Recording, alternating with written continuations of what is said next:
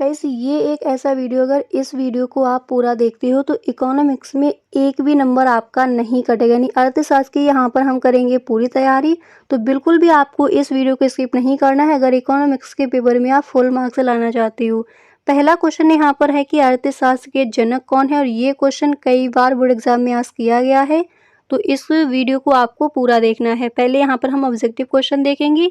तो अर्थशास्त्र के जनक कौन है, यहाँ पर ऑप्शन आपको मिलेंगे एडम स्मिथ, रिकार्डो, जेबीसी या फिर माल्थस। तो यहाँ पर आपके जो राइट हैं वो हो जाएंगे एडम स्मिथ। तो अर्थशास्त्र के जनक कौन है, एडम स्मिथ।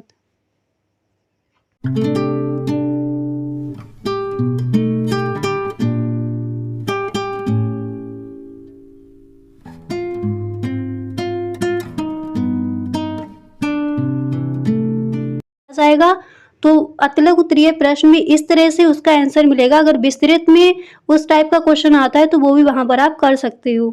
ठीक है, पहला प्रश्न है कि विलासिता की वस्तु की मांग की कीमत लोच होती है, कैसी होती है? इकाई से अधिक, इकाई से कम, शून्य या फिर अनंत। तो यहाँ पर आपका जो राइट ऑप्शन है वो कौन सा हो जाएगा? तो विलासिता की वस्तु की मांग की जो कीमत लोच है वो होती है इकाई से अधिक। ठीक है, यानी यहाँ पर गाइस जो फर्स्ट नंबर पर आपको ऑप्शन मिला है यही ऑप्शन आपका हो जाएगा राइट ऑप्शन।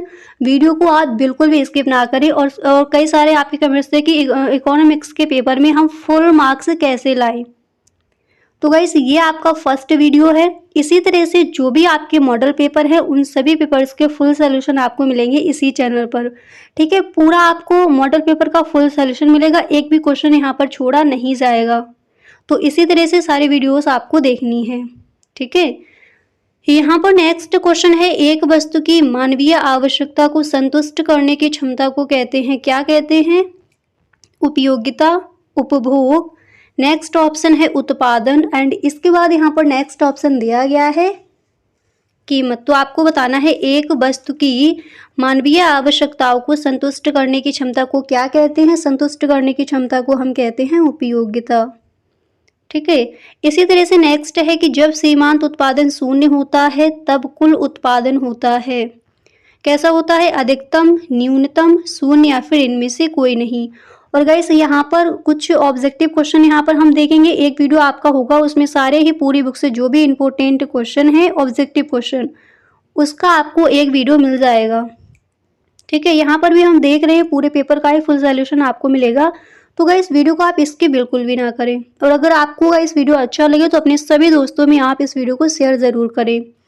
ओके, तो यहाँ पर आपका राइट ऑप्शन आप देख सकते हो, राइट ऑप्शन हो जाएगा अधिकतम। जब सीमांत उत्पादन शून्य होता है तब कुल उत्पादन कैसा होता है? अधिकतम होता है। अब यहाँ पर हम देखेंगे अतलग उत्तरीय प्रश्न, और अतलग उत्तरीय प्रश्न में गाइस आपको इस तरह से आंसर मिलेगा। ज़्यादा शॉर्ट में आंसर नहीं दिया गया है ताकि अगर लघु उत्तरीय प्रश्न में उस टाइप से आपका क्वेश्चन पूछा जाता है तो वो भी आप कर पाओ।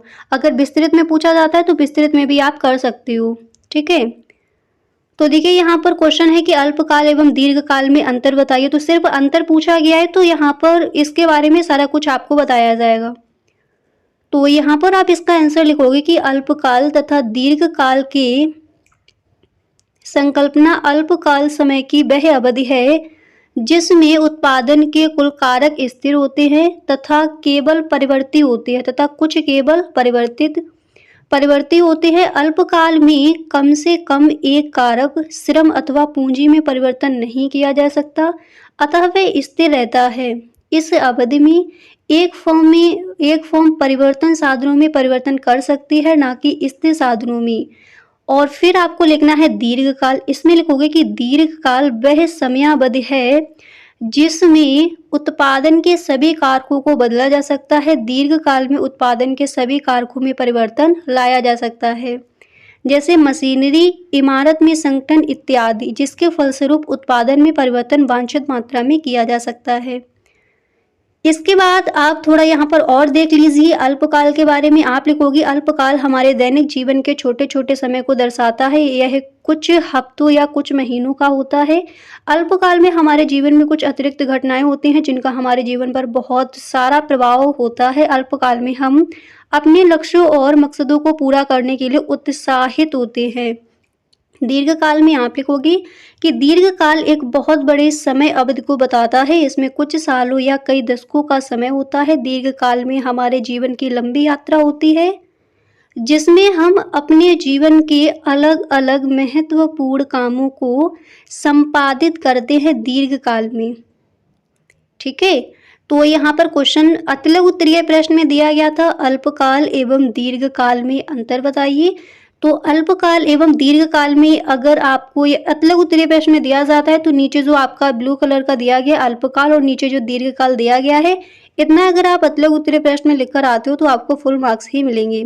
अगर यही क्वेश्चन लॉन्ग में आपका लघु उत्तरीय प्रश्न में अगर आस्क किया जाता है तो फिर आपको पूरा ही लिखना है। जो भी क्वेश्चन यहाँ पर गाइस आपको मिलेंगे सारे ही क्वेश्चन आपको इसी तरह से दिए जाएंगे। कोई भी क्वेश्चन है तो ज़्यादा शॉर्ट में यहाँ पर आपको नहीं मिलेगा। ठीक है, और ये वीडियो आपके लिए इतना हेल्पफुल होगा गाइस, आपको बस एंड तक वीडियो देखना है और इसी तरह से सारे ही मॉडल पेपर के फुल सॉल्यूशन आपको मिलेंगे। तो गाइस एक भी वीडियो आपको स्किप नहीं करना है अगर इकोनॉमिक्स में आप फुल मार्क्स लाना चाहते हो इस बार के बोर्ड एग्जाम में। क्लियर। नेक्स्ट क्वेश्चन है कि बजट रेखा को परिभाषित कीजिए। तो बजट रेखा क्या है आप लिखोगे, सबसे पहले आपको हेडिंग डाली है बजट रेखा, इसके बाद आपको लिखना है कि उपभोक्ता की आय और कीमतों के आधार पर खरीदी जा सकने वाली वस्तुओं के संयोजनों को दर्शाती है। इसे उपभोग संभावना वक्र भी कहते हैं। यह एक ग्राफिकल प्रतिनिधित्व है। इसके बाद अब जैसे बजट रेखा को परिभाषित कीजिए इतना पूछा गया है, यहाँ पर आप इसकी विशेषताएं भी देखिए, आपको हेडिंग डाली है बजट रेखा की विशेषताएं और हेडिंग डालने के बाद आप लिखोगे यह दो वस्तुओं के विभिन्न संयोजनों को दर्शाती है। यह वस्तुओं पर कुल व्यय का योग उपभोक्ता की आय के साथ संतुलित होता है। बजट रेखा का ढलान ऋणात्मक या नीचे की ओर होता है। इसके बाद आप लिखोगे बजट रेखा में बदलाव होने पर उपभोक्ता की क्रय शक्ति प्रभावित होती है और फिर आप लिखोगे बजट रेखा में बदलाव की वजह से खरीद की मात्रा में वृद्धि या कमी हो सकती है और इसके बाद आपको लिखना है कि बजट रेखा में बदलाव की वजह से बाजार मूल्य में बदलाव हो सकता है। तो सेकंड क्वेश्चन ये आपकी गाइस सभी अतिलघु उत्तरीय प्रश्न ही यहाँ पर दिए जा रहे हैं, तो देख लिया आपने। अगला क्वेश्चन है कि व्यष्टि अर्थशास्त्र क्या है। ठीक है, तो देख लीजिए व्यष्टि अर्थशास्त्र की परिभाषा आप लिखोगे कि व्यष्टि अर्थशास्त्र किसी आर्थिक इकाई या अर्थव्यवस्था के किसी भाग या एक से अधिक इकाइयों के छोटे समूह की आर्थिक क्रिया का अध्ययन है। इसके बाद आप लिखोगे कि समष्टि अर्थशास्त्र की वह शाखा, दोनों देख लीजिए। समष्टि अर्थशास्त्र यानी बड़ा अर्थशास्त्र, विशाल अर्थशास्त्र क्या है। समष्टि अर्थशास्त्र अर्थशास्त्र की वह शाखा है जिसके अंतर्गत संपूर्ण अर्थव्यवस्था या आर्थिक इकाइयों के समूहों का अध्ययन किया जाता है। तो व्यष्टि अर्थशास्त्र यहाँ पर सिर्फ दिया गया था, तो आपने देख लिया कि व्यष्टि अर्थशास्त्र की एक लाइन में आपको परिभाषा कैसे लिखनी है। अगर समष्टि अर्थशास्त्र पूछा जाता है तो उसकी परिभाषा वहां पर आप किस तरह से लिख कर आओगे। ठीक है, चलिए नेक्स्ट क्वेश्चन है कि उत्पादन की स्थिर लागत से आप उत्पादन की स्थिर लागत से क्या तात्पर्य है, या फिर इस तरह से भी क्वेश्चन आस्क किया जाता है उत्पादन की स्थिर लागत से आप क्या समझते हैं। ठीक है, तो देखिए आप लिखोगे कि उत्पादन की स्थिर लागत से मतलब है कि वे लागतें जो उत्पादन बढ़ने या घटने पर नहीं बदलती, इन्हें निश्चित लागत या ओवरहेड कॉस्ट भी कहा जाता है। स्थिर लागतों में वे खर्च शामिल होते हैं जिन्हें उत्पादन की मात्रा में बदलाव नहीं किया जा सकता। इसके बाद गाइस आप लिखोगे कि स्थिर लागतों के उदाहरण, इसमें आपको लिखना है किराया या पट्टे का भुगतान, स्थायी कर्मचारियों का वेतन और मजदूरी बीमा प्रीमियम, संपत्ति कर उपकरणों का मूल्य ह्रास और फिर आप लिखोगे कि दीर्घकालिक ऋण पर ब्याज सेटअप लागत सामान्य लाभ। क्या क्वेश्चन है कि उत्पादन की स्थिर लागत से क्या तात्पर्य है, तो उत्पादन की स्थिर लागत क्या है आपने देख लिया। इसके बाद स्थिर लागतों के उदाहरण कौन कौन से हैं, तो उनको भी आपने देख लिया। कौन कौन से उदाहरण हैं, किराया पट्टे का भुगतान, स्थायी कर्मचारियों का वेतन और मजदूरी बीमा प्रीमियम, संपत्ति कर उपकरणों का मूल्य ह्रास। ठीक है, चलिए नेक्स्ट क्वेश्चन है कि पूर्ण प्रतियोगिता की कोई 3 विशेषताएं। अब यहाँ पर देखिए 3 विशेषताएं आपकी पूछी गई हैं अतलग उत्तरीय प्रश्न में। अब यहाँ पर कुछ और भी हम विशेषताएं देखेंगे। अगर 3 विशेषताएं ही पूछी जाती हैं तो यहाँ पर जितना जो आंसर दिया गया इतना अगर आप लिख कर आओगे तो आपको मार्क्स मिलेंगे, फुल आपके मार्क्स मिलेंगे। तो फर्स्ट आपको हेडिंग डाली है पूर्ण प्रतियोगिता की 3 विशेषताएं ये हैं। बाजार में क्रेताओं और विक्रेताओं की बहुत बड़ी संख्या होती है। सभी उत्पादक एक जैसी वस्तुएं बनाते हैं। बाजार में किसी भी नए उत्पादक के आने या किसी मौजूदा उत्पादक के जाने पर कोई रोक टोक नहीं होती। ठीक है, और अगर यही क्वेश्चन गाइस विस्तृत में या फिर लघु उत्तरीय प्रश्न में आता है तो आप पूरा लिख कर आओगे। आप लिखोगे पूर्ण प्रतियोगिता की कुछ और विशेषताएं, यहाँ पर इसलिए लिख दिया गया क्योंकि 3 विशेषताएं आपको ऊपर दी हैं। आप लिखोगे कि बाजार में मौजूद सभी क्रेता और विक्रेताओं को बाजार का पूरा ज्ञान होता है। इसके बाद आप लिखोगे कि बाजार में प्रवेश करने और बाहर निकलने की आज़ादी होती है। एकाधिकार संयोजन संभव नहीं होते। इसके बाद आप लिखोगे कि सभी वस्तुएं समरूप होती हैं, सरकार इसमें शामिल नहीं होती। और इसके बाद आपको लिखना है कि परिवहन से जुड़ी कोई लागत नहीं होती। बाजार मूल्य एक जैसा होता है।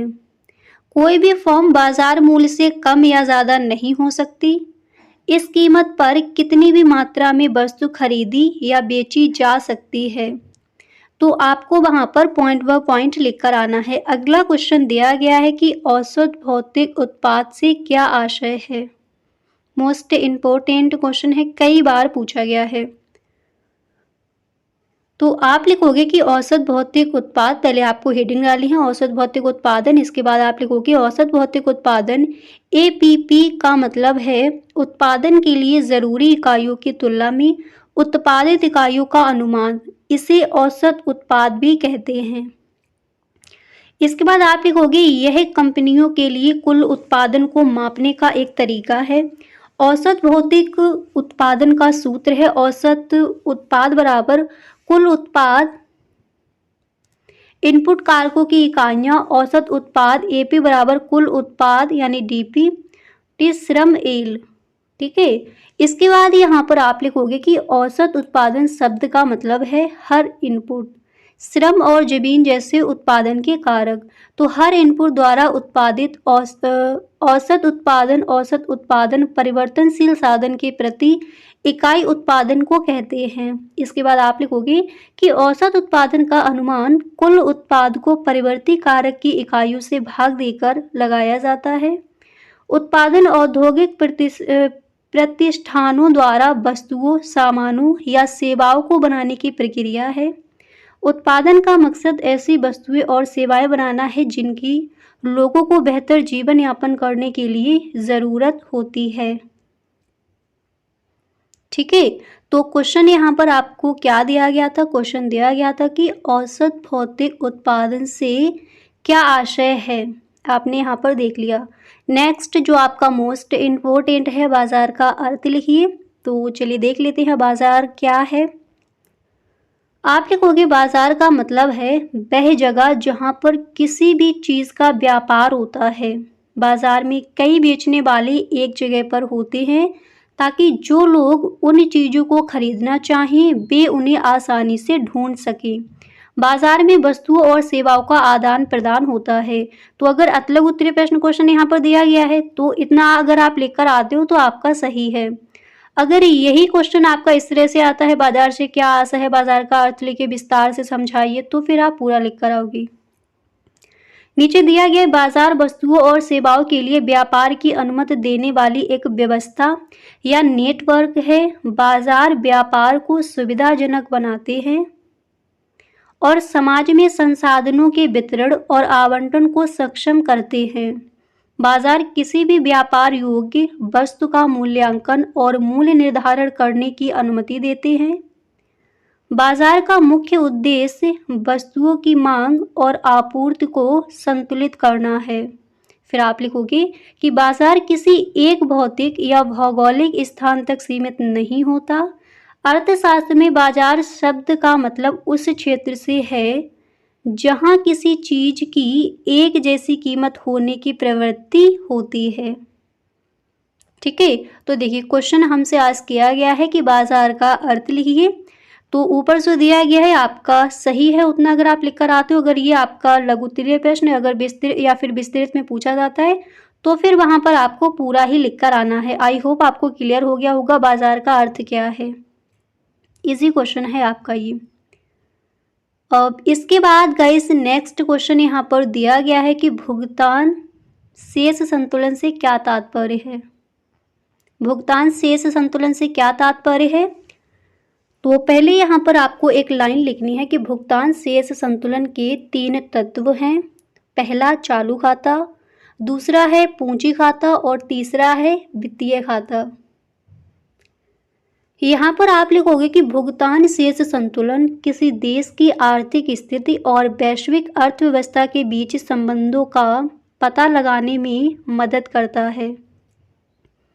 इसके बाद आप लिखोगे कि भुगतान शेष संतुलन घाटे का मतलब है कि देश अपने आयातों से ज़्यादा वस्तुएं और सेवाएं खरीद रहा है। भुगतान शेष संतुलन अधिशेष का मतलब है कि देश अपने आयातों से ज़्यादा वस्तुएं और सेवाएं बेच रहा है। भुगतान शेष संतुलन घाटे या अधिशेष को दूर करने के लिए मौद्रिक नीति, व्यापार नियम और अंतर्राष्ट्रीय सहायता जैसे उपाय किए जाते हैं। इसके बाद आप लिखोगे कि भुगतान शेष संतुलन किसी देश की आर्थिक स्थिति का संकेतक होता है। भुगतान शेष संतुलन को सांख्यिकीय विवरण के रूप में भी रिकॉर्ड किया जाता है। इसके बाद आप लिखोगे कि भुगतान शेष संतुलन में असंतुलन होने के कई कारण हो सकते हैं, जैसे कि व्यापार चक्र। अब चलिए आपने देख लिया तो लघु उत्तरीय प्रश्न, ठीक है। अब यहाँ पर देखिए लघु उत्तरीय प्रश्न में ऐसे कौन कौन से आपके क्वेश्चन हैं जो मोस्ट इम्पोर्टेंट हैं। और गाइस यकीन मानिए इस तरह का वीडियो आपको यूट्यूब पर नहीं मिलेगा। अगर लघु उत्तरीय प्रश्न है तो उनके आंसर आपको 1-2 लाइन में ही दिए जाएंगे और आपको सारे मॉडल पेपर का सॉल्यूशन इसी तरह से मिलेगा जैसे यहाँ पर दिया जा रहा है। क्वेश्चन आपका लघु उत्तरीय प्रश्न में है उपयुक्त रेखा के द्वारा औसत लागत, रेखा चित्र के द्वारा औसत लागत और सीमांत लागत के संबंध को प्रदर्शित कीजिए। तो यहाँ पर आप देख सकते हो कि औसत लागत वक्र AC ऊपर से नीचे की ओर गिर रहा है। सीमांत लागत वक्र यानी MC भी बढ़ने लगता है, लेकिन सीमांत लागत वक्र में वृद्धि की दर ज़्यादा है। यहाँ पर जो दिया गया इसको आप देखिए, जब औसत लागत वक्र ऊपर की ओर बढ़ने लगता है तो सीमांत लागत वक्र उससे ऊपर रहता है, ठीक है। तो क्या दिया गया कि उपयुक्त रेखा के द्वारा औसत लागत और सीमांत लागत के संबंध को प्रदर्शित कीजिए। तो यहाँ पर आप इसका जो चित्र है वो देख लीजिए। इसके आगे आपको क्या लिखना है चलिए उसको देखते हैं। इसके आगे आप लिखोगे कि सीमांत लागत और औसत लागत के बीच संबंध इस प्रकार है। जब सीमांत लागत औसत लागत से कम होती है तो औसत लागत घटती है, ठीक है। और जब सीमांत लागत औसत लागत के बराबर होती है तो औसत लागत न्यूनतम होती है। और जब सीमांत लागत औसत लागत से ज़्यादा होती है तो औसत लागत बढ़ती है। सीमांत लागत और औसत लागत के बीच संबंध को समझने से सफल मूल्य निर्धारण और संसाधन आवंटन रणनीतियां बनाई जा सकती हैं। तो आपको ध्यान रखना है कि जब सीमांत लागत, तो यहाँ पर अब नेक्स्ट क्वेश्चन देख लीजिए। अगला क्वेश्चन है कि लागत फलन की संकल्पना क्या है। मोस्ट इम्पोर्टेंट है आपका लघु उत्तरीय प्रश्न में, कई बार ये क्वेश्चन आज किया गया है। तो लागत फलन की संकल्पना क्या है, आप लिखोगे कि लागत फलन की संकल्पना उत्पादन और लागत के बीच कार्यात्मक संबंध को दर्शाती है। यह एक गणितीय समीकरण है। लागत फलन की मदद से उत्पादन की विभिन्न मात्राओं पर लागत का पता चलता है। इस जानकारी का इस्तेमाल उत्पादन की योजना बनाने, कीमत तय करने और मुनाफा बढ़ाने में किया जाता है। लागत फलन की संकल्पना, इसमें आप लिखोगे कि लागत फलन उत्पादन की मात्रा और कुल लागत के बीच संबंध को दर्शाता है। वह व्यवसायों और अर्थशास्त्रियों द्वारा इस्तेमाल किया जाता है। यह उत्पादन के विभिन्न स्तरों पर आने वाले न्यूनतम लागत संयोजन को भी दर्शाता है। यह व्यवसायों को यह समझने में मदद करता है कि उत्पादन की विभिन्न मात्राओं पर लागत कैसे बदलती है। यह व्यवसायों को अपने संसाधनों का अधिकतम उपयोग करने में मदद करता है। इसके बाद लागत फलन का सूत्र क्या है? लागत फलन का सूत्र इस प्रकार है, यहाँ पर दिया गया है C बराबर F और कोष्टक में Q, जहाँ C लागत और Q उत्पादन है। लागत फंक्शन सूत्र का सामान्य रूप है। C कोष्टक में आप देख सकते हो x बराबर F प्लस B x है, जहाँ F कुल निश्चित लागत है, B परिवर्तनीय लागत है और x इकाइयों की संख्या है। और इसके बाद आप लिखोगे और CX कुल उत्पादन लागत है। ठीक है, तो लागत फलन का जो सूत्र है वो क्या है? आई होप आपको क्लियर हो गया होगा। अगला क्वेश्चन है कि एक आगत का सीमांत उत्पाद क्या होता है? आप लिखोगे किसी आगत का सीमांत उत्पाद किसी आगत की इकाई बढ़ाने पर कुल उत्पाद में होने वाले बदलाव को कहते हैं। यह उत्पादन प्रक्रिया का एक अहम कॉन्सेप्ट है। सीमांत उत्पाद को MP से दर्शाया जाता है।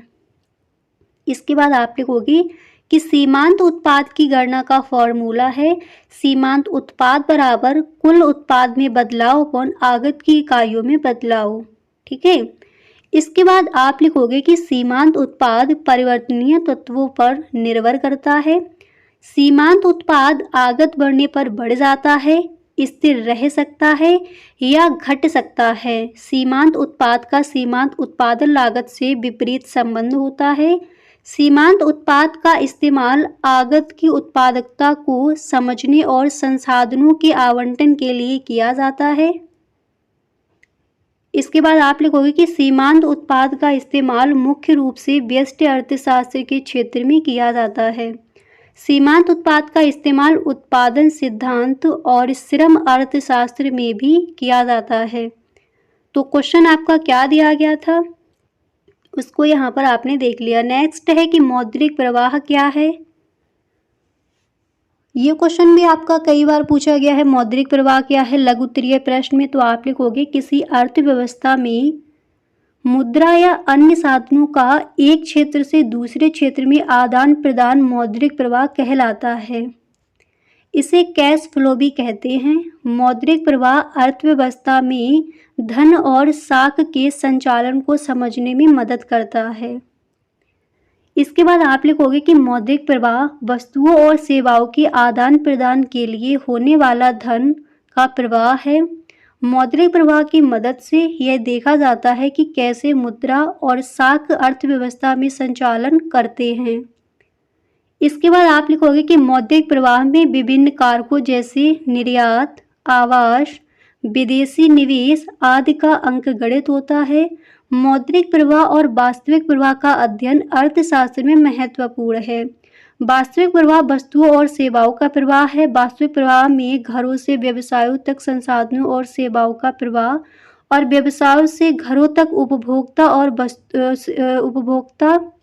वस्तुओं और सेवाओं की आवाजाही शामिल होती है। इसके बाद आप लिखोगे केंद्रीय बैंक मौद्रिक नीति के जरिए ब्याज दरों पर नियंत्रण करता है। इससे अर्थव्यवस्था में मुद्रा के प्रवाह को नियंत्रित किया जाता है और मूल्य स्थिरता बनाए रखी जाती है। तो क्वेश्चन हमारा क्या दिया गया था कि मौद्रिक प्रवाह क्या है, और ये क्वेश्चन आपका पूछा जाता है लघु उत्तरीय प्रश्न में। तो लघु उत्तरीय प्रश्न में आपको थोड़ा लॉन्ग में ही लिखना होता है, तो उसी तरह से इस क्वेश्चन का आंसर भी यहाँ पर आपको दिया गया है। ठीक है, चलिए अब इसी तरह से मौद्रिक प्रवाह के बाद यहाँ पर नेक्स्ट क्वेश्चन आपको कौन सा तैयार करना है, तो चलिए उसको देख लेते हैं। आई होप गाइस आपको समझ आ गया होगा कि मौद्रिक प्रवाह क्या है और इस प्रश्न का आंसर वहाँ पर आप किस तरह से लिख कर आओगे। इसके बाद यहाँ पर हम देखेंगे कि विस्तृत उत्तरीय प्रश्न में ऐसे कौन कौन से आपके क्वेश्चन हैं जो मोस्ट इम्पोर्टेंट हैं, उन पर यहाँ पर हम डिस्कस करते हैं। तो विस्तृत उत्तरीय प्रश्न में जो आपका पहला प्रश्न है पहला प्रश्न यहाँ पर दिया गया है कि समग्र मांग का अर्थ एवं इसके अवयव को संक्षेप में समझाइए। आप लिखोगे किसी अर्थव्यवस्था में किसी निश्चित समय में वस्तुओं और सेवाओं की कुल मांग को समग्र मांग कहते हैं। इसे एडी से दर्शाया जाता है। समग्र मांग किसी देश के सकल घरेलू उत्पाद यानी जीडीपी की मांग को भी मापती है। समग्र मांग के घटक उपभोग, निवेश, सरकारी व्यय और शुद्ध निर्यात। तो समग्र मांग का अर्थ एवं इसके अवयव को संक्षेप में समझाइए। तो फर्स्ट आपको इस तरह से वहां पर लिखना है, यानी पहले आपको लिखना है कि समग्र मांग क्या है, समग्र मांग का अर्थ क्या है। इसके आगे आपको क्या लिखना है उसको देख लीजिए। इसके आगे आप लिखोगे कि समग्र मांग वक्र नीचे की ओर झुकता हुआ होता है। समग्र मांग उत्पादकों और सेवा प्रदाताओं की इस उम्मीद पर आधारित होती है कि पूरे साल में उनके उत्पादों की कितनी बिक्री होगी। समग्र मांग सीधे मुद्रा आपूर्ति, आय और सरकारी खर्च में बदलाव से जुड़ी होती है। समग्र मांग किसी देश के निवासी आय के एक निश्चित स्तर पर वस्तुओं और सेवाओं की खरीद पर कहने के लिए तैयार है। इसके बाद यहाँ पर आप लिखोगे कि समग्र मांग अर्थव्यवस्था में व्यय की कुल राशि को मापती है। समग्र मांग देश की वस्तुओं और सेवाओं पर कुल व्यय का माप है। एंड इसके बाद यहाँ पर आपको लिखना है कि समग्र मांग अर्थव्यवस्था में किए गए कुल व्यय के रूप में, समग्र मांग अर्थव्यवस्था में किए गए कुल व्यय के रूप में व्यक्त किया जाता है। तो यहाँ पर आपने देख लिया है कि समग्र मांग का, पहले आपने देखा समग्र मांग का अर्थ क्या है, ठीक है। और इसके बाद एवं इसके अवयव को संक्षेप में समझाइए, तो उसको भी यहाँ पर आपने देख लिया। क्लियर। अब इसके आगे देख लीजिए आपको क्या करना है। इसके आगे क्या दिया गया है चलिए उसको देख लेते हैं। और गाइस अगर अभी तक आप इस वीडियो में बने हुए हो तो प्लीज़ आप इस वीडियो को एक लाइक ज़रूर कर दें। इसके आगे आपको नेक्स्ट क्वेश्चन है कि राष्ट्रीय आय मापने की उत्पादन विधि को समझाइए। तो राष्ट्रीय आय मापने की उत्पादन विधि क्या है, आप लिखोगे उत्पादन विधि। आपको पहले हेडिंग डाली है, इसमें आपको लिखना है यह विधि अर्थव्यवस्था के विभिन्न औद्योगिक क्षेत्रों द्वारा उत्पादित अंतिम वस्तुओं और सेवाओं के मूल्य को लेकर राष्ट्रीय आय को मापती है।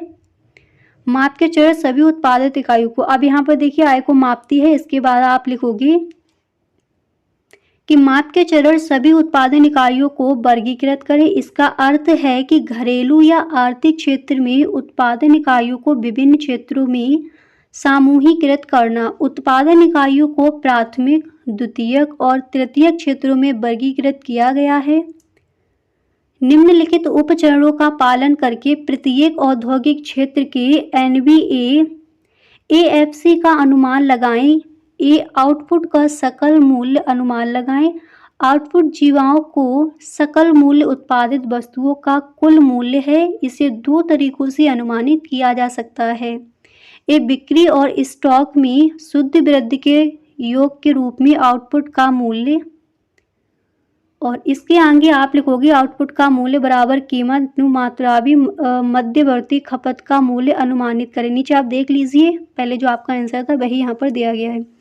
अनुमानित करें और जीबीएएमपी पर पहुँचने के लिए आउटपुट जीवाओं के सकल मूल्य से इसे घटाएं।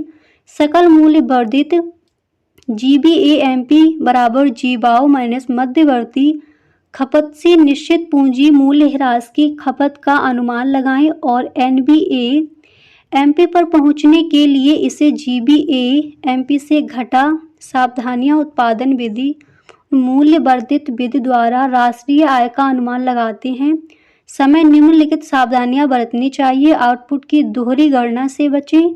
स्वयं के खाते के उत्पादन का मूल्य कुल उत्पादन में शामिल किया जाना चाहिए। और थर्ड यहाँ पर है कि मध्यवर्ती वस्तुओं का मूल्य शामिल नहीं किया जाना चाहिए। और 4 नंबर पर यहाँ पर दिया गया है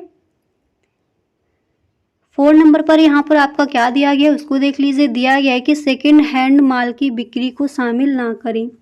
तो फर्स्ट है कि आउटपुट की दोहरी गणना से बचें, ध्यान रखना है आपको। और इसके बाद सेकेंड है स्वयं के खाते के उत्पादन का मूल्य कुल उत्पादन में शामिल किया जाना चाहिए। और नेक्स्ट है कि मध्यवर्ती वस्तुओं का मूल्य शामिल नहीं किया जाना चाहिए। और इसके बाद यहाँ पर नेक्स्ट है कि सेकेंड हैंड माल की बिक्री को शामिल ना करें। ठीक है, तो ये क्वेश्चन आपका किस में दिया जाता है, विस्तृत उत्तरीय प्रश्न में दिया जाता है। तो उसी तरह से आपको इस क्वेश्चन का आंसर भी वहां पर लिख कर आना है। तो क्वेश्चन था राष्ट्रीय आय मापने के उत्पादन वित्त को संक्षेप में समझाइए। तो आपने देख लिया। इसी तरह से यहाँ पर नेक्स्ट क्वेश्चन क्या है उसको देख लीजिए। अगला क्वेश्चन है कि चालू खाता तथा पूंजी खाता क्या होता है, विवेचना कीजिए। आप लिखोगे चालू खाता किसी देश की आय व्यय को रिकॉर्ड करता है, वही पूंजी खाता देश की परिसंपत्तियों और देनदारियों में बदलाव को रिकॉर्ड करता है। इसके बाद आप लिखोगे कि चालू खाता पूंजी खाता।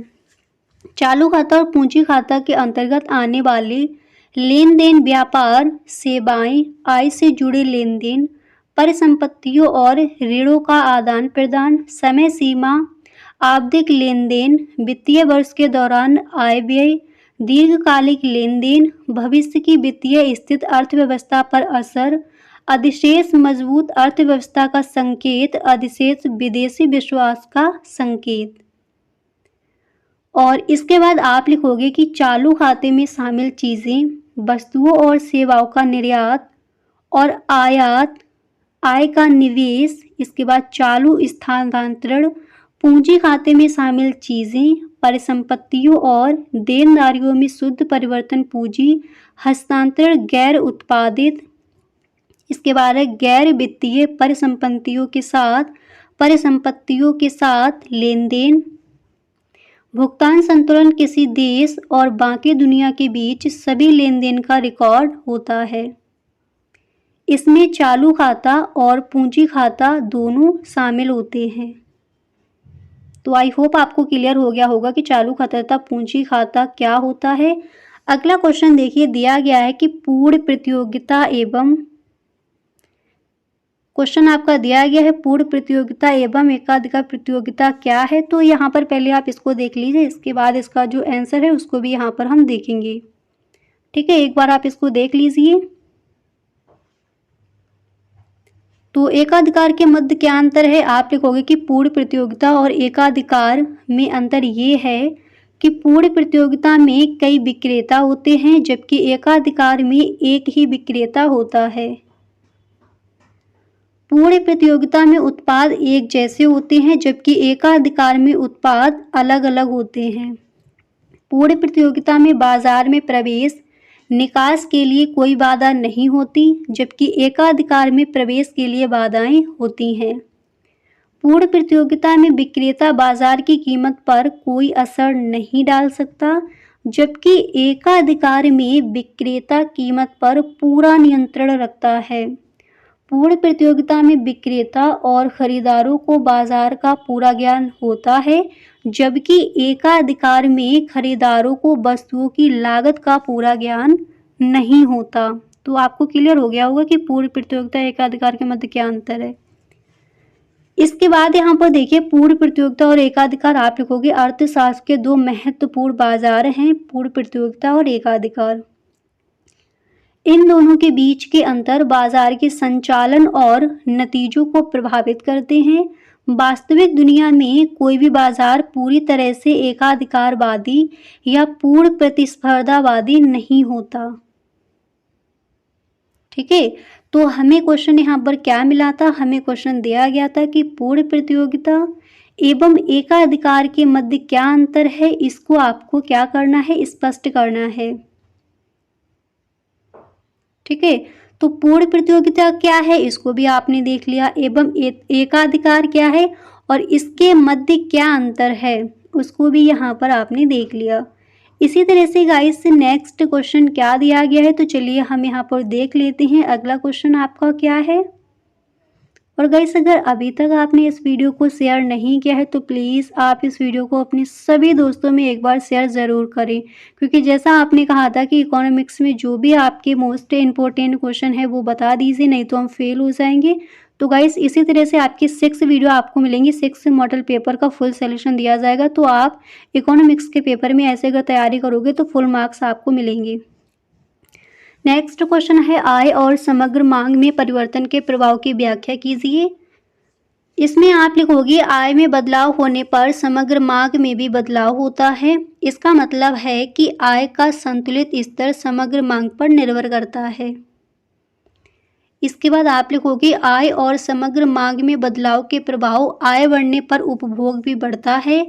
आयकर कम होने पर उपभोक्ताओं के पास ज़्यादा पैसे बचते हैं, जिससे खर्च बढ़ता है और मांग बढ़ती है। ऋण की उपलब्धता बढ़ने पर परिवार ज़्यादा खर्च करते हैं।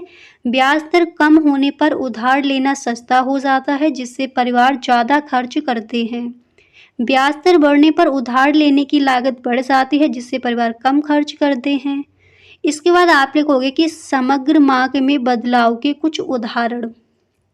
इसमें आप लिखोगे अगर सभी को एक ही दिन में बोनस मिल जाए तो खर्च बढ़ेगा और समग्र मांग बढ़ेगी। अगर केंद्रीय बैंक ब्याज दर बढ़ाए तो निवेश कम हो जाएगा और समग्र मांग कम हो जाएगी।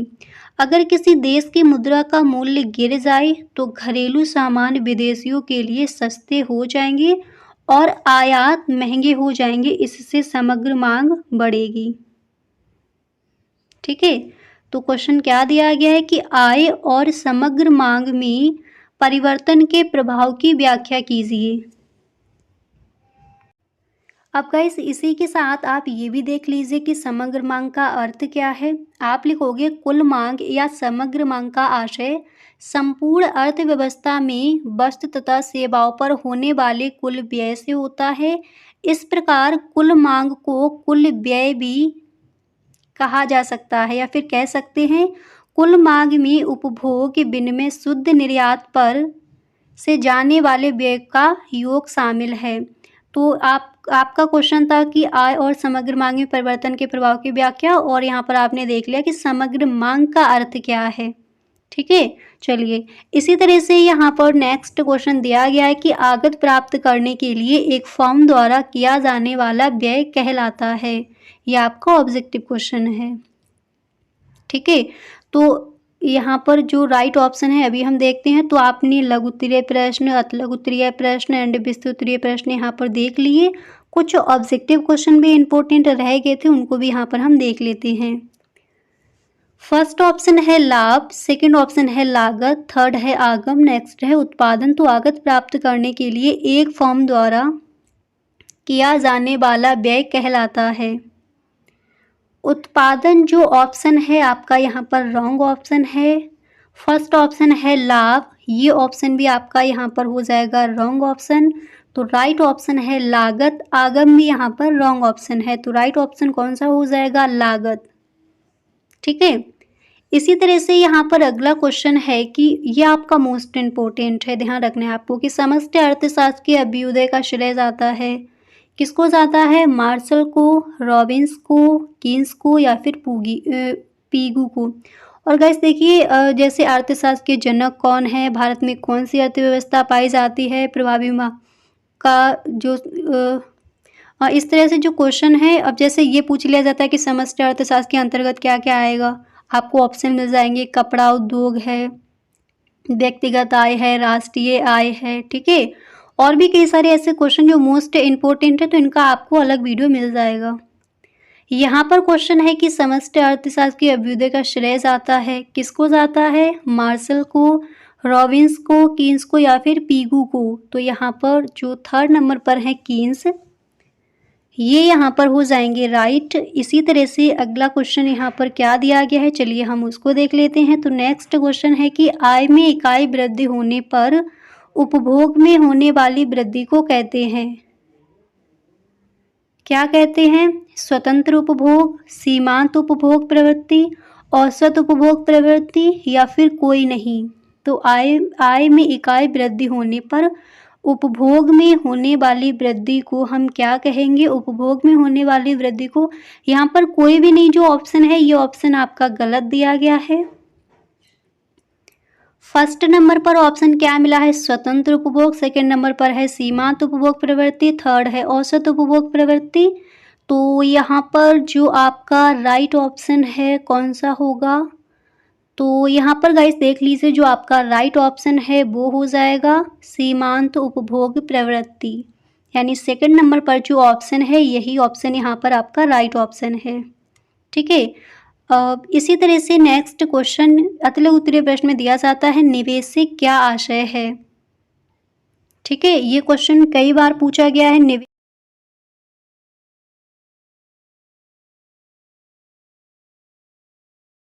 ठीक है, पहला प्रश्न है कि व्यष्टि अर्थशास्त्र में सम्मिलित होती है व्यक्तिगत इकाई, छोटे छोटे चर, व्यक्तिगत मूल्य निर्धारण या फिर ये सभी। तो यहाँ पर आपको बताना है कि इसमें जो आपका राइट ऑप्शन है वो यहाँ पर कौन सा हो जाएगा। और क्या, जैसा कि आपने कमेंट किया था कि माइक्रो इकोनॉमिक्स और मैक्रो इकोनॉमिक्स का अलग वीडियो बना दीजिए, तो उसमें अंतर क्या है, तो वो जो आपका क्वेश्चन है इसका आंसर यहीं पर आपको मिल जाएगा। ठीक है, और जो भी आपके इम्पोर्टेंट क्वेश्चन हैं इकोनॉमिक्स में आप फुल मार्क्स लेकर आओगी। एक वीडियो गाइस इसका अपलोड कर दिया है जिसमें हमने मॉडल पेपर का फुल सॉल्यूशन देखा। अगर आपने उस वीडियो को नहीं देखा है तो उसका लिंक आपको डिस्क्रिप्शन बॉक्स में मिल जाएगा। और यहाँ पर हम देखने वाले हैं ये जो आपका पेपर है उसका फुल सॉल्यूशन। ठीक है, तो यहाँ पर आपका जो राइट ऑप्शन है वो हो जाएगा ये सभी। तो यहाँ पर आपका राइट ऑप्शन कौन सा होगा? ये सभी। इसके बाद आपने कमेंट किया था कि व्यष्टि अर्थशास्त्र तथा समष्टि अर्थशास्त्र में क्या अंतर है।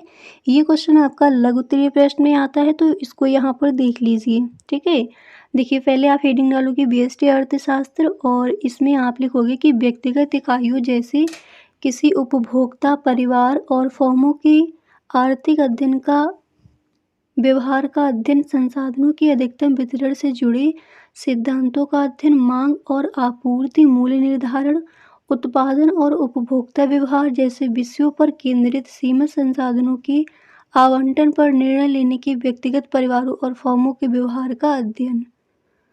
तो आपको यहाँ पर बताया गया है कि व्यष्टि अर्थशास्त्र के अंतर्गत हम किन चीज़ों का अध्ययन करते हैं। और व्यष्टि अर्थशास्त्र क्या होता है? छोटा अर्थशास्त्र, यानी जिसको हम कह सकते हैं सूक्ष्म अर्थशास्त्र। ठीक है, और इसके बाद आपका आता है समष्टि अर्थशास्त्र। तो समष्टि अर्थशास्त्र क्या है? आप हेडिंग डालोगे और इसमें आप लिखोगे कि पूरी अर्थव्यवस्था के स्तर पर बड़े आर्थिक समूहों का अध्ययन किया जाता है, जैसे समग्र मांग, समग्र पूर्ति, राष्ट्रीय आय वगैरह का अध्ययन, उत्पादकता का विस्तार और पूर्ण रोजगार की प्राप्ति से जुड़े सिद्धांतों का अध्ययन, समग्र आर्थिक गतिविधियों। तो आपको यहाँ पर लिखना है समग्र आर्थिक गतिविधियों, राष्ट्रीय आय, सकल घरेलू उत्पाद यानी जीडीपी, मुद्रास्फीति, बेरोजगारी और आर्थिक नीतियों का अध्ययन, अर्थव्यवस्था के व्यापक दृष्टिकोण को समझने के लिए उपयोगी सरकार की आर्थिक नीतियों के प्रभाव का विश्लेषण। तो यहाँ पर आपने देखा कि व्यष्टि अर्थशास्त्र के अंतर्गत क्या क्या आता है और समष्टि अर्थशास्त्र के अंतर्गत क्या क्या रखा जाता है। ठीक है, अब यहाँ पर गाइस हम देखेंगे, बिल्कुल आपको विस्तार में समझाया जाएगा कि व्यष्टि अर्थशास्त्र और समष्टि अर्थशास्त्र में क्या अंतर है। ठीक है, और अगर अंतर पूछा जाता है तो इसी तरह से वहाँ पर आप लिख कर आओगे। आप लिखोगे कि व्यष्टि अर्थशास्त्र अर्थव्यवस्था के एक अंग का अध्ययन करता है, समष्टि अर्थशास्त्र संपूर्ण अर्थव्यवस्था का अध्ययन करता है। और इसमें आप लिखोगे कि व्यष्टि अर्थशास्त्र छोटी छोटी अथवा व्यक्तिगत इकाइयों जैसे एक व्यक्ति, परिवार, फर्म, उद्योग आदि का अध्ययन करता है। और इधर आप लिखोगे कि समष्टि अर्थशास्त्र इकाइयों के योग जैसे कुल राष्ट्रीय आय, कुल उपभोग, कुल उत्पादन आदि का अध्ययन करता है। इधर आपको लिखना है कि व्यष्टि अर्थशास्त्र योग करने की क्रिया है। और इधर आप लिखोगे कि समष्टि अर्थशास्त्र योग को टुकड़ों में तोड़ने की क्रिया है। 4 पॉइंट आपको लिखना है व्यष्टि अर्थशास्त्र में इसकी केंद्रीय समस्या कीमत निर्धारण है। और इधर आप लिखोगे इसकी प्रमुख समस्या उत्पादन व रोजगार का निर्धारण है। इसमें 5वां पॉइंट लिखना है कि यह पूर्ण रोजगार की मान्यता पर आधारित है। इधर आप लिखोगे यह अपूर्ण रोजगार की मान्यता पर आधारित है। 6 पॉइंट लिखना है इसके तथ्य ठीक होते हैं परंतु यह आवश्यक नहीं है कि पूरे समाज के लिए भी ठीक हो। और इधर आप 6 पॉइंट लिखोगे इसके तथ्य संपूर्ण अर्थव्यवस्था पर लागू होते हैं। तो इस तरह से यहाँ पर आपको लिख कर आना है। आई होप आपको क्लियर हो गया होगा।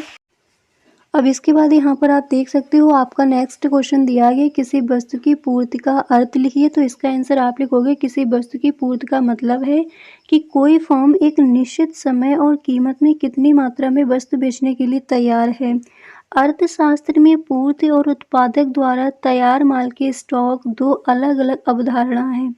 तो यहाँ पर जो गाइस आपने फर्स्ट क्वेश्चन अभी देखा था वो था आपका लघु उत्तरीय प्रश्न। अब यहाँ पर जिन क्वेश्चंस को आप देख रहे हो ये आपके अधलग उत्तरीय प्रश्न है, और अधलग उत्तरीय प्रश्न के बाद यहाँ पर हम लघु उत्तरीय प्रश्न, विस्तृत उत्तरीय प्रश्न एंड गाइस इसके बाद जो आपके कुछ ऑब्जेक्टिव क्वेश्चन रह गए हैं उनको भी यहाँ पर हम देखेंगे। ठीक है, तो आपको वीडियो को बिल्कुल भी स्किप नहीं करना है। तो यहाँ पर हम किस आंसर को देख रहे हैं कि किसी वस्तु की पूर्ति का अर्थ लिखिए। तो यहाँ पर थोड़ा आपको नीचे और लिखना है, उसको भी देख लीजिए। तो फर्स्ट आपको इस तरह से लिखना है, किसी वस्तु की पूर्ति का मतलब है कि कोई फर्म एक निश्चित समय और कीमत में कितनी।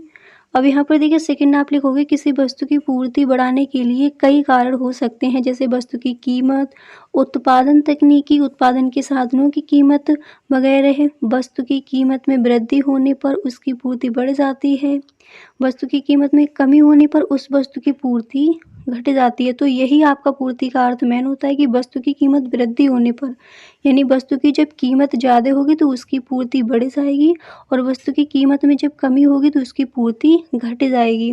पूर्ति का नियम मांग के नियम की दिशा के ठीक विपरीत कार्य करता है। किसी भी वस्तु या सेवा की कीमत तय करने के लिए उसकी मांग और पूर्ति का विश्लेषण करना बहुत ज़रूरी होता है। तो मांग का नियम क्या है कि जब चीज़ें आपकी महंगी होंगी तो चीज़ों की मांग कैसी होगी, ज़्यादा होगी, और जब चीज़ें आपकी सस्ती होंगी तो उसकी मांग कैसी हो जाएगी।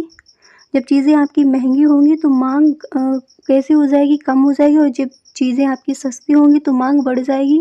यही आपका मांग का नियम कहलाता है। इसके बाद यहाँ पर आप लिखोगे, पूर्ति को बढ़ाने वाले कुछ कारक अन्य संबंधित वस्तुओं की कीमत में। यहाँ पर देखिए आपको लिखना है कि पूर्ति को बढ़ाने वाले कुछ कारक अन्य संबंधित वस्तुओं की कीमत में गिरावट, आगतों की घटकों की कीमत में गिरावट, उत्पाद में बेहतर तकनीकी का प्रयोग, सरकार द्वारा आबकारी कर का घटाना। इसके बाद गई मोस्ट इम्पोर्टेंट क्वेश्चन यहाँ पर नेक्स्ट आपको दिया गया है कि एक उत्पादक लाभ कैसे अर्जित करता है। आप यहाँ पर लिखोगे, एक फर्म को, आपको यहाँ पर लिखना है, एक फर्म को अधिकतम लाभ उस उत्पादन स्तर पर होता है जहाँ कुल आगम तथा कुल लागत में अंतर सर्वाधिक होता है। यही फर्म की साम्यावस्था भी होती है। इस अवस्था में कुल लागत से कुल आगम और उत्पादन स्तरों की तुलना में सर्वाधिक होता है। तो क्या लिखोगे कि एक उत्पादन लाभ अर्जित कैसे करता है। यहाँ पर जो 2-4 लाइनें दी गई हैं इस तरह से आपको लिखना है। इसके बाद गाइस नेक्स्ट क्वेश्चन यहाँ पर अतलग उत्तरीय प्रश्न में आप कौन सा तैयार करोगे, चलिए उसको देख लेते हैं। इसके बाद अतलग उत्तरीय प्रश्न में अगला प्रश्न आप तैयार करोगे कि अल्पकालीन उत्पादन फलन का मतलब क्या है। आप लिखोगे कि समय की कमी के कारण उत्पादन के साधनों के अनुपात में बदलाव होना, इसे परिवर्तनशील अनुपातों का नियम भी कहते हैं।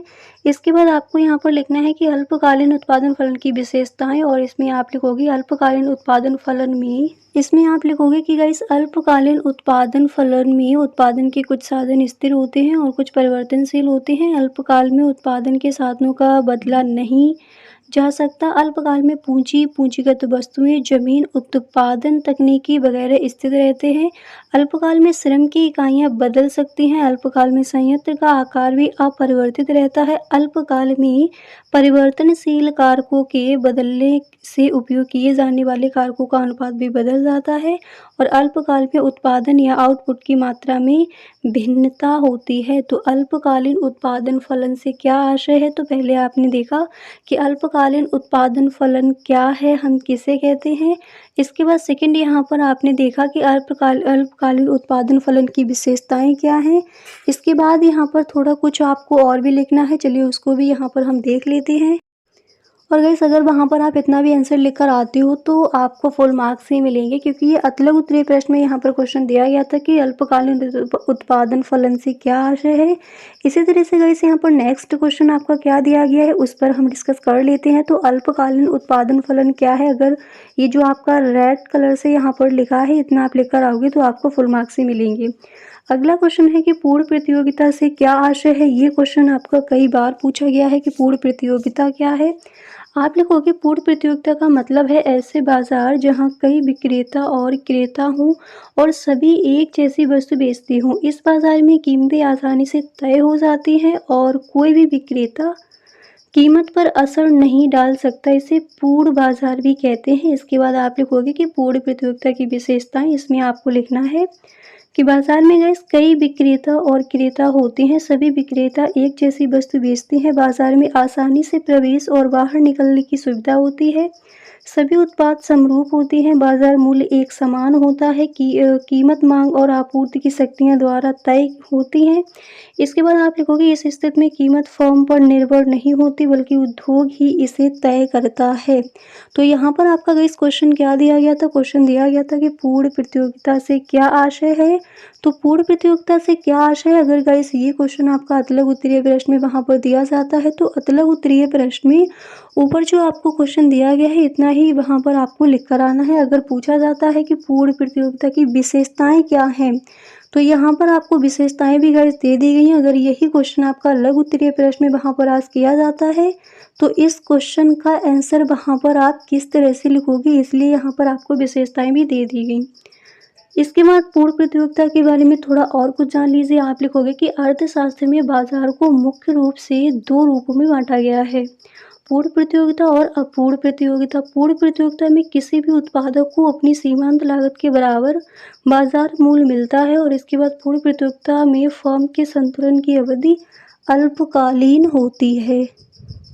तो इस तरह से वहाँ पर आप लिख कर आओगे। पूर्ण प्रतियोगिता से क्या आशय है, आई होप आपको अच्छे से क्लियर हो गया होगा। ये क्वेश्चन है, इसका आंसर वहाँ पर आप किस तरह से लिख कर आओगे, ठीक है। चलिए गाइस इसी तरह से कुछ और भी आपके क्वेश्चंस हैं उनको भी यहाँ पर हम देख लेते हैं। तो पूर्ण प्रतियोगिता आपने देख लिया। इसके बाद नेक्स्ट क्वेश्चन है कीमत रेखा किसे कहते हैं। तो कीमत रेखा क्या है, प्राइस लाइन हम किसे कहेंगे, आप लिखोगे। तो इसका आंसर आप लिखोगे कि कीमत रेखा या बजट रेखा किसी वस्तु या सेवा की कीमत और उसकी मांग या आपूर्ति के बीच संबंध को दिखाने वाला ग्राफ होता है। ये आमतौर पर दो अक्षों पर बनाई जाती है। इसके बाद इसके बारे में थोड़ा कुछ ज़्यादा से जान लीजिए। आप लिखोगे कीमत रेखा उपभोक्ता की बजट को दिखाती है। यह उपभोक्ता को बताती है कि वह अपनी आय के आधार पर कितनी वस्तुएं खरीद सकता है। कीमत रेखा का उपयोग उपभोक्ता संतुलन का विश्लेषण करने के लिए किया जाता है। कीमत रेखा का उपयोग फर्मों द्वारा अपने उत्पादों की कीमतों और उत्पादन स्तरों को निर्धारित करने के लिए किया जाता है।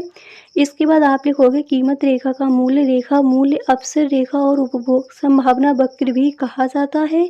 कीमत रेखा ज़्यादातर धारणा पर आधारित होती है, न कि वास्तविकता पर।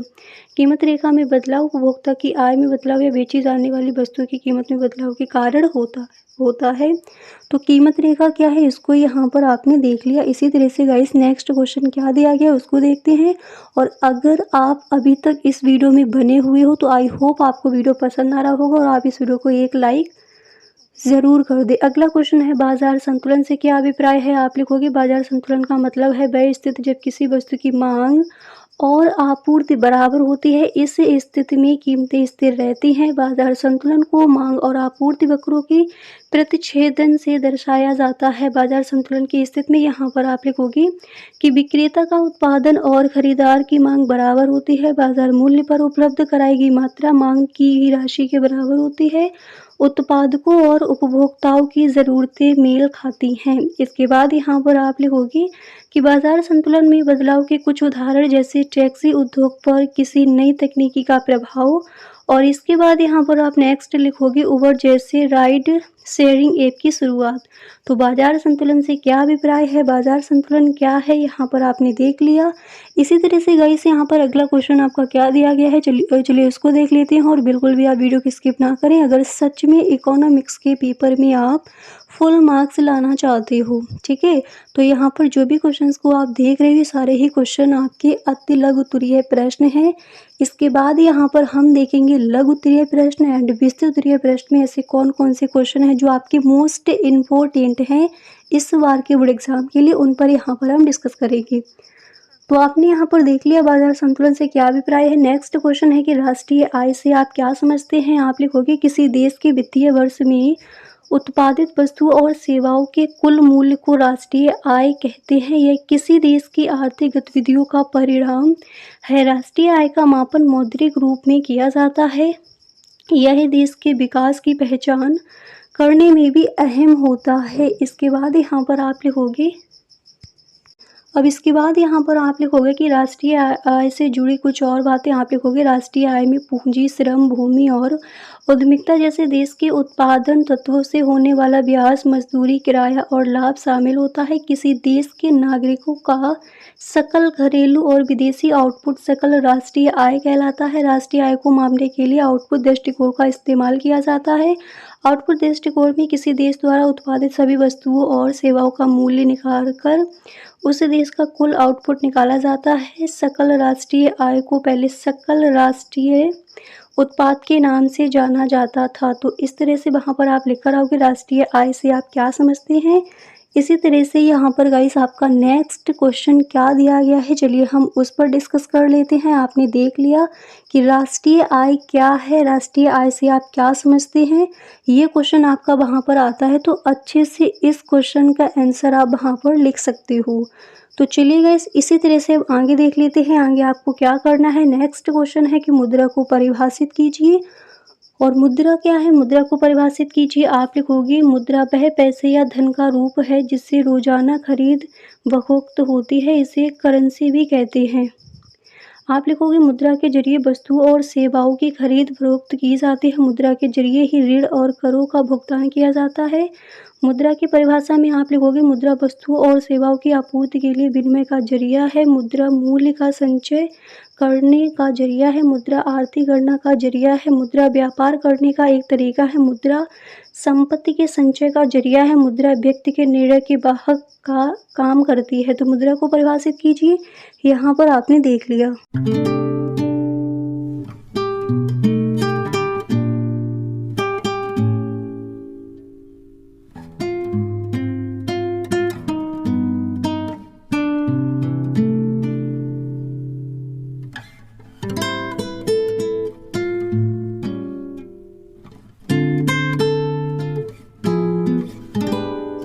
इसके बाद यहाँ पर आपका जो अगला क्वेश्चन है दिया गया है भारतीय रिजर्व बैंक के कोई 3 प्रतिबंधित कार्य लिखिए। मोस्ट इम्पोर्टेंट है, कई बार क्वेश्चन आपका पूछा गया है बोर्ड एग्जाम में।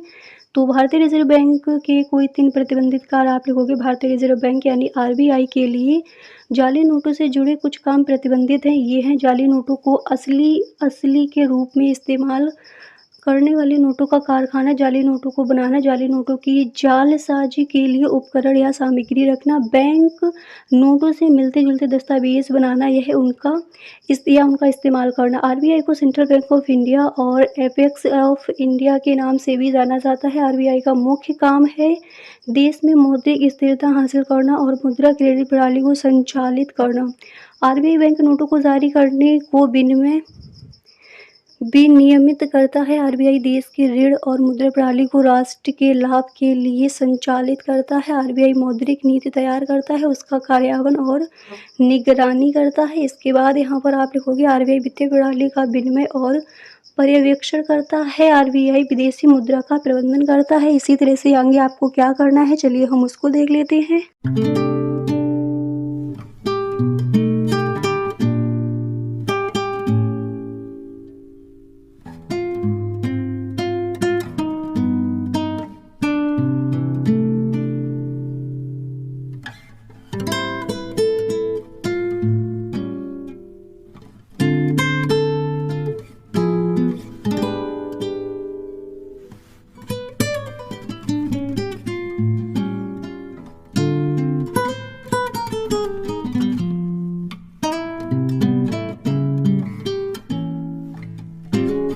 आगे आपका क्वेश्चन दिया गया है कि वस्तु की मांग को प्रभावित करने वाले प्रमुख कारकों का वर्णन कीजिए। तो सबसे पहले यहाँ पर आपको एक लाइन लिखनी थी, आपने देख ली। इसके बाद आप लिखोगे मांग की लोच क्या है। पहले पूरा ही क्वेश्चन आपको समझना है कि मांग की लोच क्या है। इसको देखिए, किसी वस्तु की मांग को कई कारक प्रभावित करते हैं, जिसमें उसकी कीमत, संबंधित वस्तुओं की कीमत, खरीदार की आय, स्वाद और प्राथमिकताएं आदि शामिल हैं। लोच शब्द प्रतिक्रिया की डिग्री को संदर्भित करता है। मांग लोच से तात्पर्य है कि मांग कितनी प्रतिक्रियाशील है। कीमत में परिवर्तन, संबंधित वस्तु की कीमत, आय और अन्य कारक सभी किसी वस्तु की मांग को प्रभावित करते हैं। इसके बाद यहाँ पर आपको क्या लिखना है, चलिए उसको देख लेते हैं।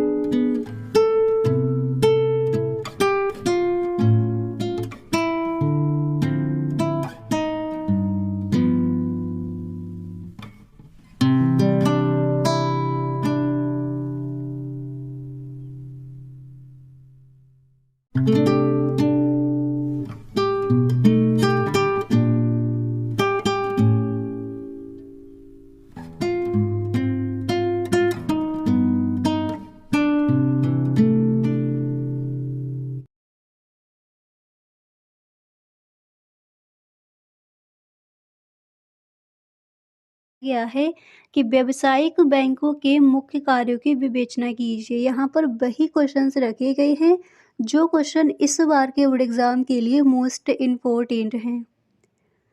तो गाइस, ये वीडियो आपको अंत तक देखना है। आप लिखोगे व्यावसायिक बैंकों के प्रमुख कार्य निम्नलिखित हैं। फर्स्ट पॉइंट डालोगे और उसमें आपको लिखना है कि जमा राशि को स्वीकार करना। व्यावसायिक बैंक का सबसे महत्वपूर्ण कार्य अपने ग्राहकों से जमा के रूप में मुद्रा प्राप्त करना है। बैंक जमा राशि के आधार पर कर्ज देकर लाभ कमाते हैं। इसके बाद सेकंड आप लिखोगे ऋण प्रदान करना, और इसमें आपको लिखना है कि व्यावसायिक बैंक का दूसरा मुख्य कार्य लोगों को ऋण प्रदान करना है। बैंक सरकार जो रुपया जमा के रूप में आता है उससे एक निश्चित राशि नगद कोष में रखकर बैंकों को रुपया द्वारा दूसरे व्यक्ति को कर्ज देती है। इसके बाद अगला क्वेश्चन है कि पूर्ण प्रतिस्पर्धा क्या है। पूर्ण प्रतिस्पर्धा में कीमत निर्धारण कैसे होता है। तो आप लिखोगे कि पूर्ण प्रतिस्पर्धा की स्थिति में कीमत निर्धारण की प्रक्रिया संतुलन कीमत उस बिंदु पर तय होती है जहां बाजार की मांग और पूर्ति बराबर हो जाती है। इसके बाद आप लिखोगे अगर कीमत संतुलित कीमत से ज़्यादा है तो पूर्ति मांग से ज़्यादा हो जाती है। इससे विक्रेताओं में आपसी प्रतिस्पर्धा बढ़ जाती है और कीमत कम हो जाती है। इसके बाद आप लिखोगे वही अगर कीमत संतुलित कीमत से कम है तो मांग पूर्ति से ज़्यादा हो जाती है। इससे क्रेताओं में प्रतिस्पर्धा बढ़ जाती है और कीमत बढ़ने लगती है। यह प्रक्रिया तब तक जारी रहती है जब तक कीमत संतुलित कीमत तक नहीं पहुंच जाती। और इसके बाद आपको यहाँ पर क्या लिखना है उसको देख लीजिए। इतना लिखने के बाद यहाँ पर आप लिखोगे कि पूर्ण प्रतिस्पर्धा के कुछ और तथ्य। पूर्ण प्रतिस्पर्धा एक आदर्श बाजार संरचना है। इसमें कई छोटी फर्में समान उत्पाद और प्रवेश या निकास के लिए कोई बाधा नहीं होती। इस परिदृश्य में कोई भी एकल फर्म वस्तुओं के बाजार मूल्य को प्रभावित नहीं कर सकती। और गाइस ये जो आपके क्वेश्चन हैं सारे ही आपके लघु उत्तरीय प्रश्न और यहाँ पर विस्तृत उत्तरीय प्रश्न आपको अभी दिए जा रहे हैं। अभी यहाँ पर पहले हम देखेंगे लघु उत्तरीय प्रश्न, इसके बाद विस्तृत उत्तरीय प्रश्न देखेंगे। ऑब्जेक्टिव क्वेश्चन और अतिलघु उत्तरीय प्रश्न पर हम डिस्कस कर चुके हैं। अगर आपने उस वीडियो को नहीं देखा है तो डिस्क्रिप्शन बॉक्स में लिंक गिवन है, वहाँ से आप उस वीडियो को ज़रूर देख लें। इसके बाद लघु उत्तरीय प्रश्न में अगला क्वेश्चन यहाँ पर दिया गया है कि सीमांत बचत प्रवृत्ति का अर्थ बताइए। आप लिखोगे कि सीमांत बचत प्रवृत्ति यानी एमपीएस का मतलब है किसी व्यक्ति या परिवार की अतिरिक्त आय का वह हिस्सा जो बचाया जाता है। ठीक है, यह बताता है कि आय के हर अतिरिक्त रुपए में से कितना हिस्सा बचाया जाता है। यह एक अर्थशास्त्रीय अवधारणा है। इसके बाद आप लिखोगे कि सीमांत बचत प्रवृत्ति की विशेषताएं क्या हैं। यहाँ पर अर्थ पूछा गया तो साथ ही विशेषताएं भी देख लीजिए। आप लिखोगे यह आय और बचत में बदलाव के बीच संबंध को मापता है। यह बताता है कि अतिरिक्त आय का कितना प्रतिशत बचाया जाता है। यह एक परिवार के बचत व्यवहार को बताता है। यह अर्थशास्त्रियों और नीति निर्माताओं को समाज में उपभोग, बचत और स्थिरता में होने वाली गतिशीलता को समझने में मदद करता है। यह कीनेसियन समष्टि अर्थशास्त्र सिद्धांत का एक घटक है। और इसके बाद यहाँ पर आपको क्या लिखना है, इसके बाद आप लिखोगे कि यह आय के स्तर से भिन्न होता है, यानी यह आय के स्तर से अलग होता है। और इसके बाद आपको लिखना है यह आम तौर पर उच्च आय पर अधिक होता है। तो सीमांत बचत प्रवृत्ति का अर्थ यहाँ पर पूछा गया था, तो आपने देखा सीमांत बचत प्रवृत्ति का अर्थ क्या है, साथ में ही देख लिया आपने कि इसकी विशेषताएं क्या हैं। इसके बाद यहाँ पर देखिए नेक्स्ट क्वेश्चन है पूंजीवादी अर्थव्यवस्था की मुख्य विशेषताएं बताइए। पहले आपको एक लाइन लिखनी है कि पूंजीवादी अर्थव्यवस्था की मुख्य विशेषताएं ये हैं। इसके बाद आप लिखोगे कि इसमें उत्पादन के साधनों पर निजी स्वामित्व होता है। इसमें लाभ कमाना सबसे अहम उद्देश्य होता है। इसमें सरकार का हस्तक्षेप कम होता है। इसमें बाजार में कीमतें, उत्पादन और वितरण की प्रक्रियाएं तय होती हैं। इसमें उत्पादन उपभोक्ता की रुचि और पसंद के मुताबिक होता है। इसमें हर व्यक्ति संपत्ति अर्जित कर सकता है और उसे अपने उत्तराधिकारियों को दे सकता है। इसके बाद आप लिखोगे कि इसमें उद्योगियों को जोखिम लेने और साहसिक योजनाएं अपनाने के लिए प्रोत्साहित किया जाता है। ठीक है, और इसके बाद आप लिखोगे इसमें उत्पादकता और तकनीकी उन्नत होती है। इसमें आर्थिक विकास और नवाचार को बढ़ावा मिलता है। इसके बाद आप लिखोगे कि पूंजीवादी अर्थव्यवस्था को मुक्त बाजार अर्थव्यवस्था या मुक्त उद्यम प्रणाली भी कहा जाता है। इसमें बाजार में खरीदारों और विक्रेताओं के बीच बातचीत के जरिए कीमतों का निर्धारण होता है। तो एक ये भी इसकी विशेषता हो जाएगी पूंजीवादी अर्थव्यवस्था की। इसके बाद यहाँ पर नेक्स्ट क्वेश्चन आपका दिया गया है कि सीमांत एवं प्रतिस्थापन दर से क्या आशय है। आप लिखोगे सीमांत प्रतिस्थापन दर की खास बातें और इसमें लिखोगे MRS को उदासीनता वक्र पर ढलान के रूप में दिखाया जाता है। उदासीनता वक्र पर हर बिंदु किसी वस्तु की उन इकाइयों की संख्या को दिखाता है जिन्हें किसी दूसरे वस्तु से बदला जा सकता है। संतुलन उपभोग स्तरों पर MRS की दरें एक जैसी होती हैं। जब कोई व्यक्ति एक वस्तु को दूसरी वस्तु से बदलने के लिए उदासीन होता है तो MRS शून्य होता है। MRS सीमांत उत्पादकता के 3 कारकों में से एक है। अन्य 2 कारक है परिवर्तन की सीमांत दरें और कारक की सीमांत उत्पादकता। इसके बाद आप लिखोगे सीमांत प्रतिस्थापन दर का उदाहरण इसमें लिखना है। अगर आपको कपड़े और भोजन खरीदने के बीच चुनना है तो शुरू में आपका MRS 6 हो सकता है। इसका मतलब है कि आप भोजन की एक अतिरिक्त इकाई के लिए 6 इकाई कपड़े देने को तैयार हैं। ठीक है, आई होप इसका जो एग्जाम्पल है आपको समझ आ गया होगा। दिया गया है जो भी यहाँ पर दिया गया है इसको आप देख लीजिए। इसके बाद आगे यहाँ पर क्या दिया गया है चलिए उसको देख लेते हैं। तो नेक्स्ट यहाँ पर आपको लिखना है कि सीमांत प्रतिस्थापन दर यानी MRS का मतलब है किसी उपभोक्ता को समान स्तर की संतुष्टि पाने के लिए एक वस्तु की एक निश्चित मात्रा को छोड़कर दूसरी वस्तु की कितनी मात्रा लेनी होगी। यह दर अर्थशास्त्र में उपभोक्ता व्यवहार का विश्लेषण करने के लिए इस्तेमाल की जाती है। इसके बाद यहाँ पर देखिए नेक्स्ट है साख सृजन किसे कहते हैं। व्यापारिक बैंकों द्वारा दी जाने वाली साख सृजन की प्रक्रिया को समझाइए। ये आपका विस्तृत उत्तरीय प्रश्न है। आप लिखोगे साख सृजन वाणिज्यिक बैंकों द्वारा जमाव का निर्माण करके ऋणों में वृद्धि की क्षमता को स्थापित करता है और व्यापारिक बैंकों का महत्वपूर्ण कार्य ऋणों के माध्यम से साख का निर्माण करना है, जिसके लिए बैंक अपनी अंश पूंजी एवं जमा राशि से कई गुना ज़्यादा ऋण प्रदान करता है। साख सृजन के माध्यम से ही बैंकों को काफ़ी लाभ कमाने में सहायता मिलती है। अर्थशास्त्री सीयर्स के अनुसार इन्होंने कहा है बैंक केवल मुद्रा जुटाने वाली संस्थाएं नहीं है बल्कि एक महत्वपूर्ण अर्थ में मुद्रा की निर्माता भी है। इस प्रकार अपनी अंश पूंजी एवं जमा राशि से ज़्यादा ऋण देना ही साख का सृजन कहलाता है।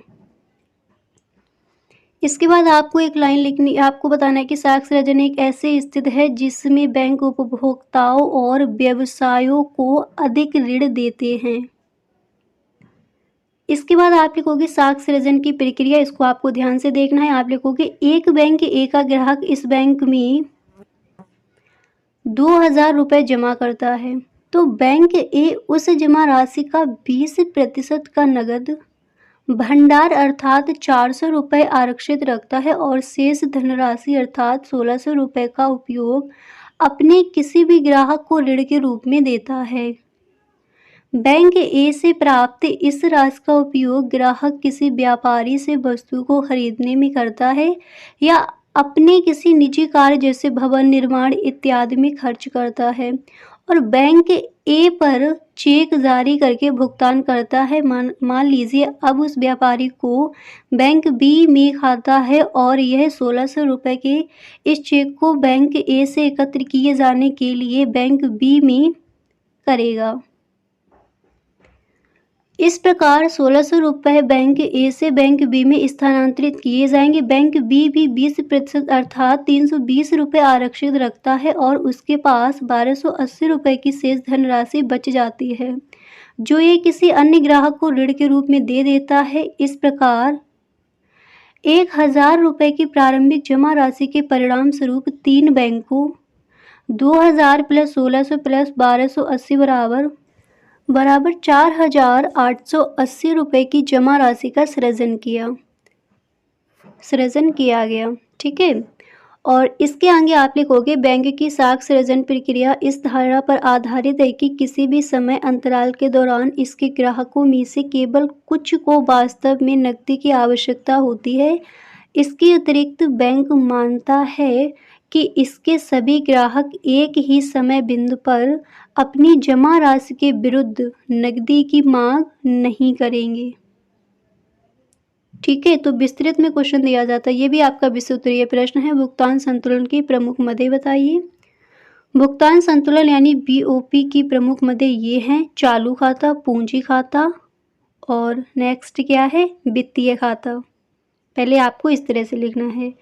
इसके बाद वहाँ पर आप लिखोगे कि भुगतान संतुलन किसी देश और दुनिया के बीच मौद्रिक लेन देन का रिकॉर्ड होता है। यह किसी देश की आर्थिक और वित्तीय स्थिति को दिखाता है। ठीक है, और सेकंड आपको वहाँ पर इस तरह से लिखना है। इतना लिखने के बाद फिर यहाँ पर आगे आप लिखोगे कि यह किसी देश की मुद्रा के मूल्य में बदलाव का पता लगाने में मदद करता है। यह सरकार को राजकोषीय और व्यापार नीतियों बनाने में मदद करता है। यह देश के अन्य देशों के साथ आर्थिक व्यवहार को समझने में मदद करता है। यह सरकार को किसी विशेष उद्योग के निर्यात को बढ़ाने के लिए नीतियाँ बनाने में मदद करता है। यह सरकार को आयात और निर्यात शुल्कों के बारे में जानकारी देता है। यह आर्थिक रुझानों की पहचान करने में मदद करता है। तो इस तरह से आपको वहाँ पर लिखना है। इसके बाद आप लिखोगे कि इसमें सभी राजस्व और पूंजीगत मदें शामिल होती हैं, चाहे वे दृश्यमान हो या अदृश्य। इस प्रकार व्यापार संतुलन भुगतान संतुलन का एक हिस्सा बनता है। और आप लिखोगे कि भुगतान संतुलन की मुख्य विशेषताएं। भुगतान संतुलन एक सांख्यिकीय विवरण है जो एक अर्थव्यवस्था और शेष विश्व के बीच विभिन्न लेन देनों को व्यवस्थित रूप से पकड़ता और सारांशित करता है, जैसे कि माल, सेवाओं और प्रतिभूतियों के लेन देन और इन लेन देन से जुड़े निपटान निधियों का प्रवाह। तो यहाँ पर क्वेश्चन है कि भुगतान संतुलन की मदें बताइए। तो आपको विस्तृत में यहाँ पर बताया गया है कि वहाँ पर आप किस तरह से इस क्वेश्चन का आंसर लिख कर आओगे। अगला क्वेश्चन यहाँ पर है कि अनधिमान वक्र की सहायता से उपभोक्ता संतुलन की व्याख्या कीजिए। विस्तृत प्रश्न है। आप लिखोगे कि एक उपभोक्ता संतुलन की अवस्था में तब होता है जब वह अपनी सीमित आय की सहायता से वस्तुओं की दी गई कीमत को, इसके आगे आप लिखोगे कि उपभोक्ता संतुलन की स्थिति वह होती है जब उपभोक्ता अपनी सीमित आय का उपयोग करके वस्तुओं और सेवाओं का ऐसा संयोजन चुनता है जिससे उसे अधिकतम संतोष प्राप्त हो। अधिमान वक्र और बजट रेखा की सहायता से इस स्थिति को समझा जा सकता है। तो अनधिमान वक्र की सहायता से उपभोक्ता संतुलन की व्याख्या कीजिए। अब इसके आगे देखिए विस्तृत में है तो पूरा आपको बताया भी जाएगा। इसके आगे आप लिखोगे अनधिमान वक्र वह वक्र होता है जो उपभोक्ता को समान संतोष देने वाले विभिन्न वस्तुओं के संयोजनों को दर्शाता है। फर्स्ट बजट रेखा। बजट रेखा वह होती है जो उपभोक्ता की सीमित आय और वस्तुओं की कीमतों के आधार पर वस्तुओं के विभिन्न संयोजनों को दर्शाती है जिन्हें उपभोक्ता खरीद सकता है। इसके बाद आप नेक्स्ट पॉइंट यहाँ पर लिखोगे उपभोक्ता संतुलन उस बिंदु पर होता है जहाँ अधिमान वक्र और बजट रेखा एक दूसरे को स्पर्श करते हैं। इस बिंदु पर उपभोक्ता अपनी सीमित आय का अधिकतम उपयोग करके अधिकतम संतोष प्राप्त करता है। नेक्स्ट यहाँ पर आप लिखोगे इसका पॉइंट कि उपभोक्ता संतुलन की स्थिति वह होती है जब उपभोक्ता अपनी सीमित आय का उपयोग करके वस्तुओं और सेवाओं का ऐसा संयोजन चुनता है जिससे उसे अधिकतम संतोष प्राप्त हो। अधिमान वक्र और बजट रेखा की सहायता से इस स्थिति को समझा जा सकता है। तो क्वेश्चन क्या है कि अधिमान वक्र की सहायता से उपभोक्ता संतुलन की व्याख्या कीजिए। तो यहाँ पर आपने गाइस देख लिया है कि जो ये विस्तृत उत्तरीय प्रश्न यहाँ पर आपका दिया गया है इसका आंसर वहाँ पर आप किस तरह से लिख कर आओगे। और यहाँ पर लघु उत्तरीय प्रश्न भी आपने देख लिए हैं। अतिलघु उत्तरीय प्रश्न देखने हैं तो डिस्क्रिप्शन बॉक्स में जो लिंक गिवन है उसको आप ज़रूर देख लें, वहाँ पर आपको वीडियो मिल जाएगा।